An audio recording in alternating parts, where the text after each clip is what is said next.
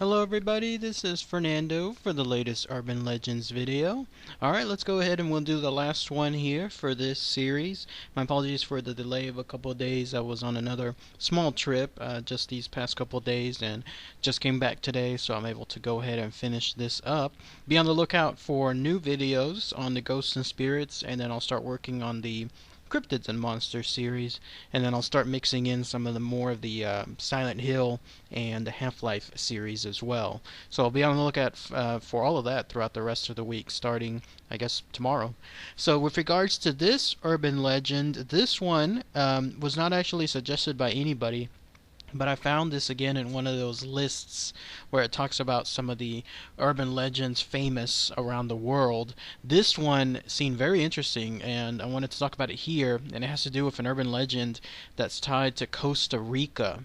And I wanted to talk about it here because it seems like it's almost like a variation of the Lonely Hitchhiker urban legend that's here in the US, but with a twist.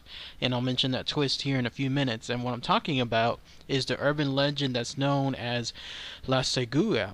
It's sometimes spelled with a C rather than an S, but otherwise most commonly it's La Segua. And what it is it's a type of person, female, entity, witch, whatever the case may be, but at least it's a female that's apparently roaming the roads there in Costa Rica, specifically trying to look for young men who come across her way.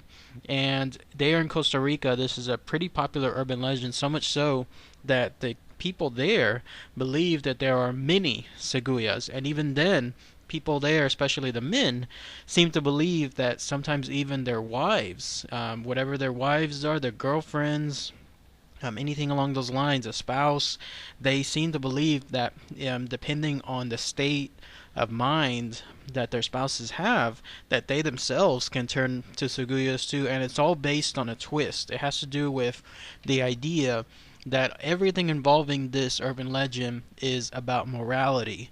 Apparently, it started who knows how long back, but whenever it did, it was done so as a way to try to have men in Costa Rica stay faithful to their wives or to their spouses or whomever. And the idea was that this urban legend arose from that because the idea is if you're not faithful, then you're going to run into this particular entity. And then on top of that, if your wife or spouse or whomever apparently knows about your infidelity, then she herself can turn into this thing and make your life really, really bad. So let's first talk about the urban legend itself. What is La Segua? Well, La Segua again is a female that's found on the lonely roads of Costa Rica, and the distinction is that she is generally depicted as a gorgeous woman but with white skin, so that's what makes her stand out.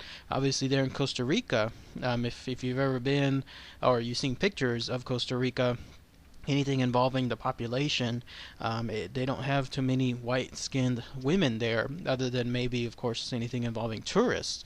But with Costa Rica, it's a rarity, so that's why encountering something like this, it's very mystical. It's very rare, and so whenever a man, especially if they're by themselves, come across a woman like this, they are instantly interested. And she herself, her role, her entire being is essentially to try to lure men into a position where she's able to try to seduce them. And how she does it is she apparently just walks around lonely roads or alleys waiting for the right opportunity.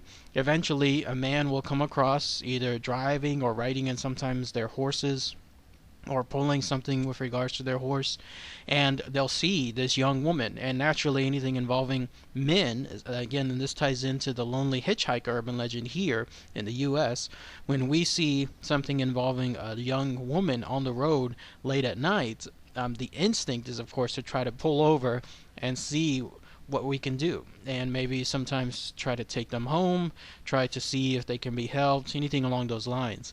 There is even, of course, the alternatives where some men do this because they want to see how far I guess things can go that night, because the whole fantasy of theirs is that they'll be able to find a young woman just randomly on the road. She'll be interested in them, they'll be interested in her, they'll take her back to her place or his place, and then they'll have a good time.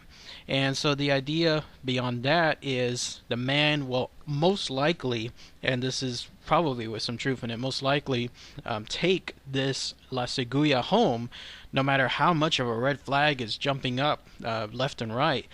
The idea again that somebody like this would A, be interested in them just out of the blue, and then B, finding this young woman, especially someone with white skin, and having her interested.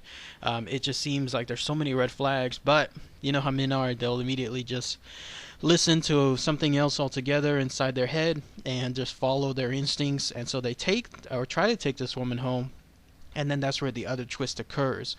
Once the woman is on board, either the car or in some cases the cart or the horse or whatever it could be, that's when the men at one point will then turn their head to the woman, maybe as they're talking to her or maybe as they're hearing something. But whenever they do so, instead of finding a woman, they discover what's called a terrifying beast with the face of a horse and bloodshot eyes. So a very, very frightening image. No longer is this the young, lovely, white-skinned woman that they thought that they could help or take home. No, this is something else 100% altogether. And further on that, either this Seguya will try to cause them great harm, or, as apparently has been explained by some stories, the men are so frightened by the image of whatever this thing is whenever it truly reveals itself that they actually become impotent. That's right, they can no longer have the ability to, let's say, get it on later on at night for the rest of their lives. And that's another part of this tale where it's more realistic. It's if you run into this woman, she's basically teaching these young men, especially if they're, let's say, married or have a significant other, a lesson. And the lesson is hard learned because for the rest of their life, they'll never be able to, let's say, get alone again with someone else later on in their life. And when that happens, then that's it. Then the experience is over. Then I don't know if this La Seguya either disappears outright or runs off into the forest, who knows. But those are the tales that are tied with this urban legend. And again, to harken back on how this also relates to some of the men's own spouses or wives or anything else like any significant other, they also believe there in Costa Rica that if the woman suspects that the man is cheating, that the woman has several ways to also become a La Seguya herself. And I believe that the women there too realize that the men think this, and so that's why the men, for fear of making sure that they don't have any kind of affair or they don't have any kind of one night stand, they make sure they don't do so, because they don't want to run into that chance of that woman that they're trying to have a one night stand with turning into La Seguya, and then B, that their spouse can also turn into a Seguya as a form of revenge. Pretty interesting stuff. No, again, it would seem a little weird here for us when it comes to this urban legend, the ability for people to at will like turn into La Seguyas, or that there's a whole bunch of them roaming the streets there on lonely roads.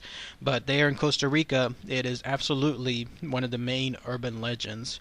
If anyone has any more information about this urban legend, it'd be fascinating to hear, especially if it's, let's say, any more stories. I tried to see if there were any individual encounters that people might have had that they could relate specifically, but if there have been recently, nobody's really putting them on the internet, so otherwise it just takes on more of the broad general urban legend status. But again, the big twist involving that this tale, it seems that it was made up more along the lines of a moralistic tale, something as far as a way to teach men to stay I guess faithful to their spouses, and what better way to do so than to teach them the idea that they could be scared out of their minds if they encounter something like this, that one time that they stray away from their spouses. Very fascinating stuff. So again, if anyone has any more info, please post those comments below. It'll be fascinating to hear. Pretty short urban legend this time around, but again, still some pretty fascinating, important info. So, all right, everybody. Thanks again as always. Take care.